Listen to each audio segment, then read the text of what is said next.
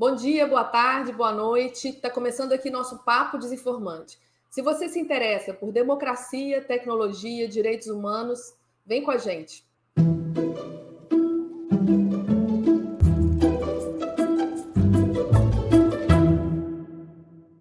A Meta anunciou a abertura de seus dados para pesquisadores, para acadêmicos de todo o mundo.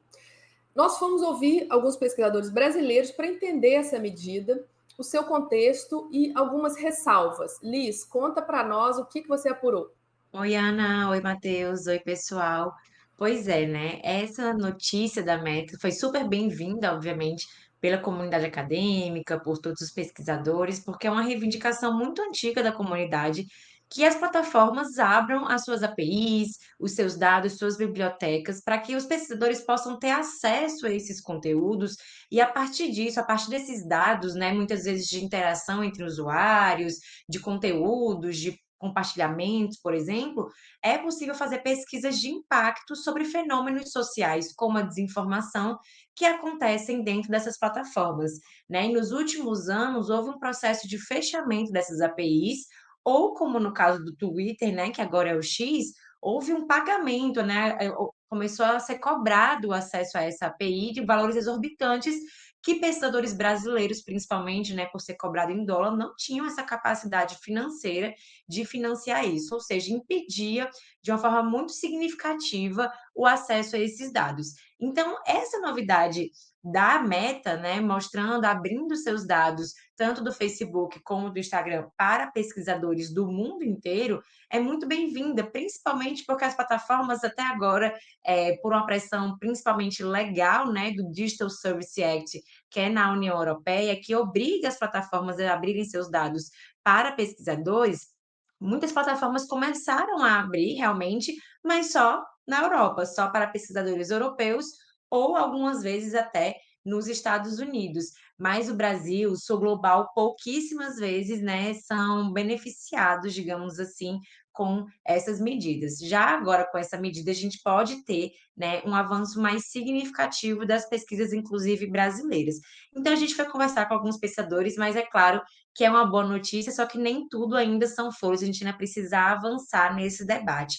Porque, por exemplo, para que os pesquisadores tenham acesso a esses dados, eles precisam fazer uma solicitação à Universidade de Michigan, nos Estados Unidos, né, que tem essa parceria com a Meta e vai terminar gerenciando aí o acesso a esses dados. Ou seja, é uma universidade norte-americana que vai dizer se a pesquisa pode ou não pode receber esses dados, vai a partir de critérios que não são tão claros assim ainda, definir se a pesquisa, né, ela está apta a ser realizada ou não. Isso pode causar uma desigualdade ainda maior, talvez, nas pesquisas do norte e do sul global, né? Pode terminar privilegiando pesquisadores, inclusive da Universidade de Michigan, por exemplo.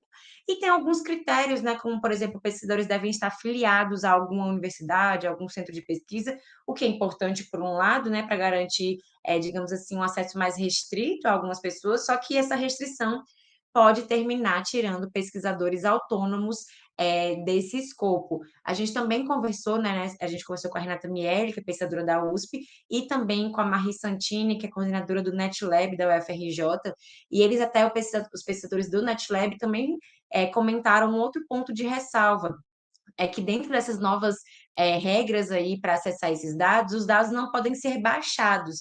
Toda a pesquisa, toda a análise tem que ser feita no sistema, né, que vai ser colocado pela Universidade de Michigan e Meta. Então, isso pode também terminar, digamos assim, restringindo algumas análises que são feitas por outros softwares. Então, são algumas restrições que a gente percebeu que podem causar algumas desigualdades ainda maiores no âmbito da pesquisa, e a gente também, né, conversou com eles de algumas perspectivas que a gente pode ter para mudar um pouco esse cenário e a principal delas, talvez vocês já estejam cansados de ouvir, é que nós também tenhamos nossas medidas regulatórias, com nossas regras próprias para o Brasil, né, para garantir a abertura da API, não só da Meta, mas de outras plataformas que já abriram, por exemplo, bibliotecas na União Europeia, como o TikTok, e aqui no Brasil ainda não. Então, se a gente tiver também nossas regras próprias, assim como a Europa tem, a gente pode garantir o acesso dos nossos pesquisadores a dados de várias plataformas e não só do Facebook e do Instagram, e garantir também, assim, uma soberania nacional aí nessas pesquisas. Então, a gente comemora essa abertura, mas também o debate precisa avançar um pouco. A matéria completa com essas entrevistas está lá no nosso site desinformante.com.br. Muito bom, Liz. E lembrando que acesso aos dados a gente considera uma das saídas, né, para o problema da desinformação, o entendimento desse debate público, né, desse conteúdo que rola nas redes pelos pesquisadores, pelos acadêmicos, é uma das saídas para a gente enfrentar a desinformação. O presidente eleito da Argentina, Javier Milei, afirmou que vai privatizar a empresa estatal de petróleo, as empresas públicas de comunicação e também confirmou que pretende levar a cabo aquela promessa de campanha de fechar o Banco Central. Isso foram os primeiros anúncios dele aí de governo. Numa série de entrevistas para as rádios argentinas, o Milei garantiu que o que puder ficar nas mãos do setor privado vai ficar. Para nós, para o nosso material aqui de análise, a privatização do setor de comunicação é um ponto muito complicado. E o Matheus foi atrás de analistas argentinos para falar sobre as consequências, sobre os riscos de se privatizar a comunicação pública. Diz aí, Matheus. Oi, Ana. Oi, Liz. Pois é, Ana, o Javier Milei ainda nem assumiu, né? A posse está marcada para o dia 10 de dezembro, mas a gente já tem um gostinho do que vai ser a Argentina sobre o comando de um governo de extrema-direita, né? Um dia depois dos resultados das eleições, o Javier Milei afirmou que tem planos de privatizar tudo o que for possível dentro da Argentina, né?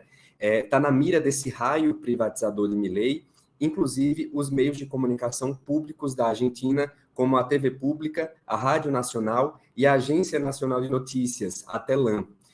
A razão para isso, de acordo com Milei, é que esse aparato público argentino virou, abre aspas, um mecanismo de propaganda, fecha aspas. O Milei tomou como exemplo a TV Pública, afirmando que 75% do que se falou sobre ele durante a cobertura da campanha foi de forma negativa. Ou seja, a partir disso a gente consegue perceber que essas ações de privatização dos meios de comunicação vêm em retaliação a partir dessa cobertura que o Milei não ficou satisfeito. Em resposta a isso, os profissionais, né, da comunicação, os jornalistas e também os trabalhadores dessas agências públicas já estão em campanha. Nas redes sociais, eles lançaram a campanha Sem Mídias Públicas Não Há Democracia, justamente para mostrar a importância da defesa, né, do direito à informação que esses meios de comunicação levam aos cidadãos argentinos, além, claro, ali de defender os seus empregos como integrantes dessas agências públicas de comunicação. Ainda na semana pós-eleição, a Federação Internacional de Jornalistas, o FIGE, repudiou as declarações de Milei sobre as privatizações dos veículos de comunicação públicos, afirmando apoiar os sindicatos locais do setor na defesa do acesso à informação.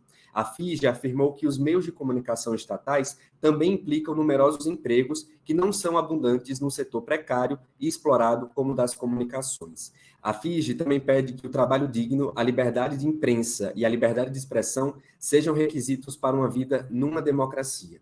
E todos esses ataques de Milei à imprensa e também aos veículos públicos de comunicação argentinos, lembra para a gente uma história muito parecida que aconteceu aqui nos últimos anos, né?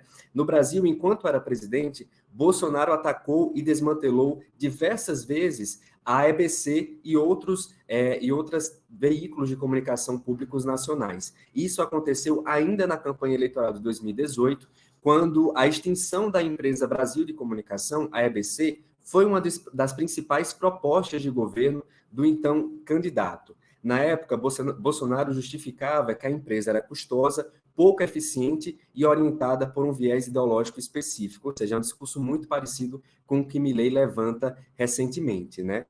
Durante os 4 anos de mandato de Bolsonaro, apesar de não ter colocado em prática a promessa de acabar com a EBC e TV Brasil, Bolsonaro deu cabo de demissões, militarização e desmantelamento das empresas brasileiras, conforme apontou o relatório final de transição do Grupo de Trabalho de Comunicação Social do governo Lula, né? Esse relatório lançado no final do ano passado. Então, mostra justamente como esses discursos da direita argentina e da direita brasileira estão muito alinhados em alguns pontos, inclusive nos ataques aos meios de comunicação públicos e ao direito, né, ao acesso às informações. E a gente acompanha aqui essa nova Argentina sobre o comando de um governo de extrema-direita. Ana? Muito bom, Matheus. Gente, o papo já está ficando por aqui, mas queria chamar a atenção aí para algumas matérias que a gente publicou essa semana. Eu participei de um seminário sobre desinformação e eleições, a partir de contextos, né, e saídas para o problema da desinformação, sob a perspectiva do sul global. Deu para conhecer um pouquinho do contexto da máquina desinformativa da Índia, por exemplo, onde o partido do governo é o principal emissor de vídeos e de notícias falsas. Também deu para saber um pouquinho sobre as Filipinas. As matérias completas estão lá no desinformante.com.br. Nas redes, nós somos Desinformante BR no Instagram e no Twitter, no X. Semana que vem a gente volta. Obrigada pela sua audiência. Até a próxima. Tchau.